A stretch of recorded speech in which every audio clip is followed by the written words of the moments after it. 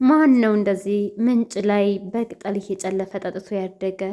ሰላም ጤና ይስጥልን። ውድና የተከበራችሁ የገኒቲው የዩቲዩብ ቻናል ቤተሰቦች ሰላማችሁ በያላችሁበት የምድር ጥግ ብዝት ሙሉ ትርፍ ይበልኝ። ለዚህ ቻናል አዲስ የሆናችሁ ሰብስክራይብ፣ እንዲሁ ነባር ቤተሰቦቼ ላይክ ኮመንት ማድረግን አትርሱ። ዛሬ እንግዲህ ይሄ እንደምትመለከቱት ወንዝ ከብቶች ልናጠጣ ሄደን ነው። በዚህን ጊዜ እንግዲህ ይሄን ቪዲዮ አይታችሁታል። ባለፈው ነዶ ስንሸከም ብዬ ባሳያችሁ ቪዲዮ ላይ እንግዲህ እዚህ ጋር ስንዴ ስንከምር አሳይቻችሁ ነበረ። ታዲያ ስንዴ ስንከምር ከዋልን በኋላ ከብቶቻችንን አምጥተን በዛው ወንዝ ይዣቸው ወርጄ ነበርና ውሃ ላጠጣ። ታዲያ የዚህን ጊዜ እንግዲህ እዚህ ጋር የልጅነቴ መጥቶብኝ ቅብጥብጥ ያልኩበትን ቪዲዮ ወደ እናንተ አምጥቼላቸዋለሁ። ምናልባት እናንተም ትዝታ ይኖርባቸዋል እና እኔ ዥዋዥዌና ውሃ ርጭት በጣም ከጨዋታ ሁሉም ወደው ውሃ መራጨትና ዥዋዥዌ በጣም ነበር የምወደው ማለት ነው። እና እንግዲህ እንደምታዩኝ እዚህ ወንዝ ሄጄ በጣም ነበር እንግዲህ ልጆች ጓደኞች የኔ ኩያ ባገኝ ኖሮ ውሃ ርጭት ለመጫወት አይኔን አላሽም ነበረ። ነገር ግን ያው ታናናሾች ናቸው የነበሩት አብረውኝ። እንግዲህ ያው እኔ ዝም ብዬ ምንም ማድረግ አልቻልኩም። ከውሃው ጋር እየተንቦራጨኩ ነው። ስቶስ እኮ አይጣል ነው። እና ያው እንግዲህ እንደምትመለከቱን ታዲያ ውሃው ይሄ የምትመለከቱት አሳዎች፣ ትንሽ አሳዎች ያሉበት ነው። ጎድጎድ ያለ በጣም የውሃ ክምችት የያዘ ነው እና ወደ ታች ጥልቀት አለው። እንግዲህ እናንተ ካሜራ ላይ የምታዩት ቅርብ ይመስላል። ነገር ግን በቅርበት ደግሞ ውሃ ወደ ታች ራቅ ያለ ነው። ግን ያው እንግዲህ እየቀበጡለት ሆኖብኝ ነገሩ ያው ቅብጥብጥ አልኩኝና በዛ በውሃ ላይ እንጨት በተጋደመው እንጨት እንግዲህ ወደዚህ ወደዛ ሽርሽር እያበዛው ነው። እንግዲህ እግሬ ሳት ብሎ እዚህ ውስጥ ውሃ ከገባው እንግዲህ እስከ ግማሽ ወገቤ ሁላ ሊሆን ይችላል ውሃው ማለት ነው።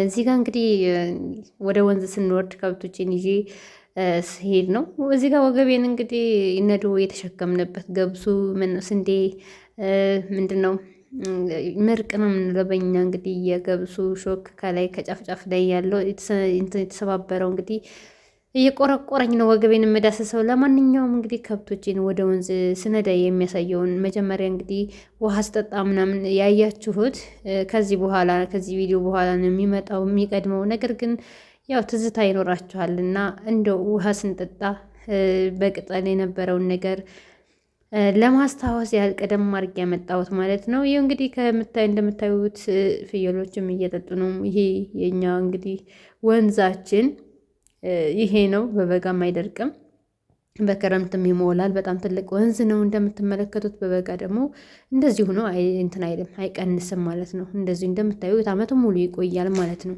እናም ይኸው እንግዲህ ከብቶቻችን እየጠጡ ነው ውሃ። እኛ ደግሞ ቁጭ አለን። ይቺ ትንሿ እህቴ እንግዲህ የምትመለከቷት ልብሴን ግድ ዘመዴ ወይም ጭጎጎት ይባላል በእኛ ሀገር እንግዲህ ልብስ ጨምድዶ የሚይዝ የዛፍ አይነት ወይም ደግሞ የአረም አይነት አለ። እንግዲህ እሱ ልብሴን ጨምድድ አድርጎ ይዞት እሷ እያላቀቀችልኝ ነው ማለት ነው።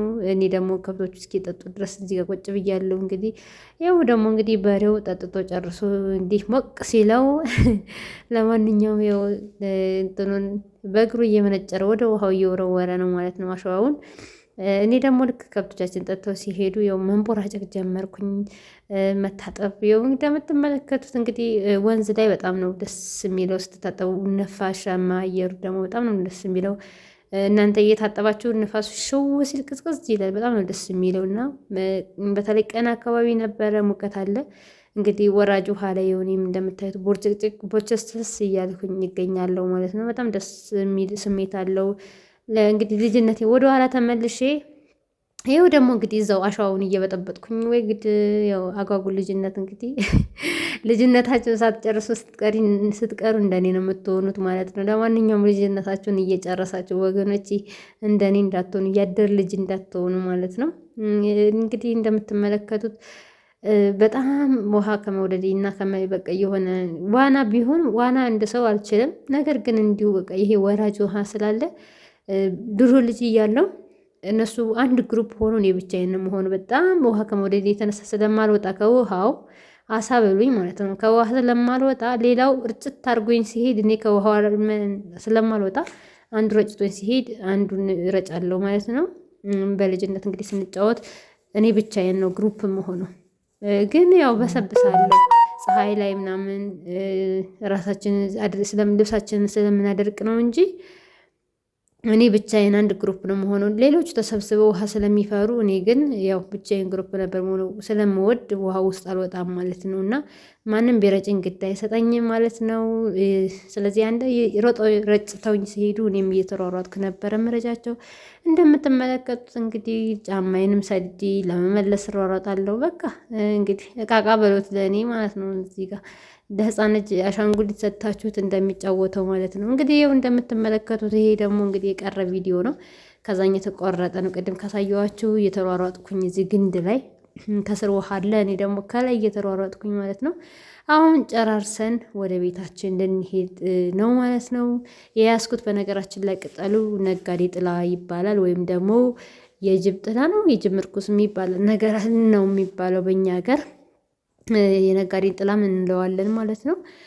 ምንድን ነው የሚያገለግለው? ለብቅል መርገጫ ያገለግላል። በተለይ ደግሞ የነጋዴ ጥላ የተባለበት ምክንያት አሁን ነው ቅጠሉ ትንንሽ ሆነ እንጂ ድሮ ድሮ በጣም ሰፋፊ ነበር ቅጠሉ። ውሃ የምንጠጣበት ነበረ፣ በጣም እንጫወትበት ነበር። ይሄን ቅጠሉ ሰፋፊ ነበር እና በጣም ከመመቸቱ የተነሳ ሰፊ ነበር ቅጠል የነበረው። ግን አሁን ቀንሷል፣ ትንንሽ ብቻ ነው። እንደውም አይታችሁኝ ከሆነ ውሃ ስጠጣበት ቀጣጥዬ በጣም አስቸግሮኝ ነበረ ማለት ነው። እና አሁን ግን ቀንሷል፣ ቅጠሉ ትንንሽ ሆኗል። በፊት ግን ትልልቅ ነበርና ሰዎች ዝንጥል አድርገው ጥላ ባይኖራቸው መንገደኛው በፊቱ ጠለል አድርጎት ይሄድ ነበረ። በጣም ከፀሐይ የሚከላከል የዛፍ አይነት ወይም የተክል አይነት ነበር። አሁን ግን ዝርያው ቀንሷል ማለት ነው። በነበር ቀርቷል ሁሉ ነገር እና ለማንኛውም እንግዲህ ውድ ቤተሰቦች የተመለከታችሁትን ይመስል ነበረ ቪዲዮ።